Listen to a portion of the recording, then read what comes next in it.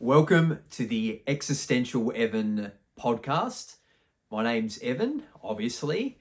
This is my first deep dive into longer form content. I apologise for the background in advance. I know it probably looks like I'm a dictator in some strange foreign land, or I'm about to be executed, albeit in quite a bright environment.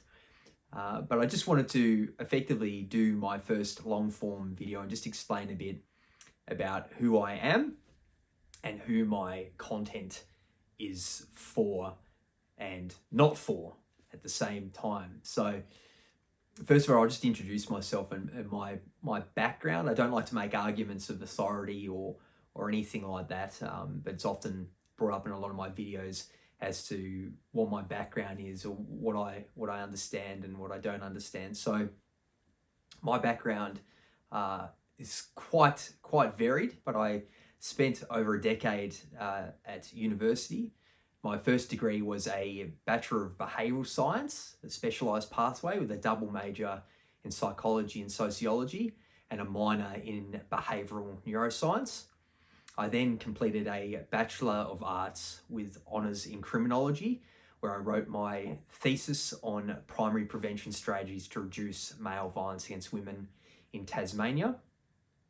Following that, I was then also offered the Bachelor of Philosophy Scholarship, and within that I focused on leadership and multidisciplinary perspectives. Obviously, I did philosophy, which was some of the most favourite units for me.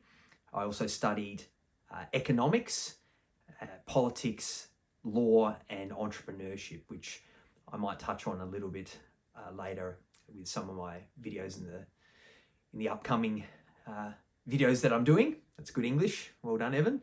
And apologies, if this is a bit cringe with the dodgy lighting, the terrible sound, and the fact that I'm just filming this in my room on an iPhone 13. So bear with me with your support over time. I hope that I can upgrade a lot of these different things, but we'll make do with what we've got. If you've looked at some of my shorts that I've done, which I've done a lot, you might be able to ascertain where my content is focused, and you might be able to make your assumptions about who you think I am, who you think I'm not. I'll just straight off the cuff say, I guess politically, I'm probably what you'd call centre-right politically, and a little bit conservative.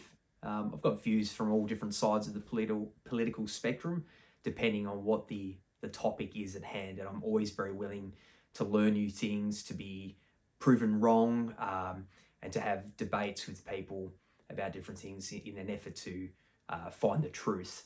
And in that regard, I'm a very big proponent of freedom of speech, and also not engaging in political correctness about everything. I think it's important to have a laugh. I think that we've lost a lot of our sense of humour in society, and I'm not going to self-censor myself. In terms of self-censoring, actually, it's interesting to see that over the years so far that my content has massively dropped off in terms of viewership as soon as I stopped doing content that was more global, etc., and started focusing in particularly on issues affecting men and boys, and particularly suicide prevention. Obviously, there are probably a number of reasons for that. In terms of the algorithm, I'm very aware that using words like suicide or talking about men's rights, which unfortunately is it's been hijacked and lumped in with the manosphere, which I don't think is fair at all. We have female rights activists, etc. We should be able to have the other equivalent of that. But that content has changed the viewing outcome, and so that's something I'll touch on probably in a video later, and I'll show some screenshots or screen recordings of that to prove that. So who is my content for? Well, predominantly my content is for people who align with things that I believe in. As I've just said, I'm centre-right politically. I have some strong conservative values, particularly around family and economics. Doesn't mean that I don't have views that strong conservatives might consider centre-left politically, particularly things around the environment, etc. But it's for people probably more to the centre-right politically with those conservative values or Judeo-Christian values, if you will. I'm not, I wouldn't say I'm a deeply religious person, but I do appreciate Judeo-Christian values in the Western world that I've been fortunate enough to be brought up in. The content is also for people who, again, really appreciate freedom of speech, want to protect that, who don't believe in political correctness, censorship, academic censorship, or anything like that. So you're not going to find me not using the word suicide, for example, and using something like taking their own life or whatever it might be. I think that over-sanitizing things like that doesn't really help address the issue. And obviously in the research and academic community or the science community, they use that word. And I'm not going to change language in order to continually try to catch up with the algorithm just to get views. Does it make my job a lot harder with getting content out there? Yes, it does. And I pay the price for that. And so that's why it's incredibly important that if you do want to support my content, that you obviously like, share, subscribe, and get those views organically happening, because the algorithm is punishing me severely. Who my content isn't for is a very good question. Well, if we use a bit of common sense, if it's for people who are politically more centre-right, then I would probably say that people who are centre-left might object to a lot of what I'm saying. That being said, I'm more than willing to hear different opinions from different sides of the political spectrum. In fact, a lot of the time I might do a video where people on the right will be very supportive of me, and then I do another video and then those same people turn against me. Or on the other side of it, people on the left will be very aggressive towards me, which is probably more common in all fairness. But then I'll do a video and then they'll also be supportive. So that centered position is very important, I think, for me. And it's important if we're having honest conversations and trying to reach the truth on a matter. We shouldn't be ideological. I really don't like ideological people or people who are dogmatic in their opinion and not willing to be, I guess, fallible, right? I'm certainly not infallible. I'm no paragon of virtue, and all I can do is speak about what I'm passionate about, and hopefully later on be interviewing people on this podcast. At the moment, it's just going to be content with me, but as we go, I will get visitors on. Obviously, as well, there are people who are going to label me. They might go, "Oh, he's far right," or he's Nazi adjacent, or he's misogynistic, or whatever. I've heard it all. I couldn't care less what people think of me in that regard. I've had people threaten me in public as soon as I started posting videos when I've been out with friends or family. Highly inappropriate. If you want to have a debate or a discussion with me, I'm happy to do that. If you're respectful and you don't come up and threaten to effectively assault me or get your friends to assault me, which does happen. And if that happens, well, good luck to you. But if you want to do that kind of thing or have a debate, I'd be more than willing to actually do that via video recording and actually screen recording and posting it. I think those are very good for educating people and getting a varying set of opinions on things.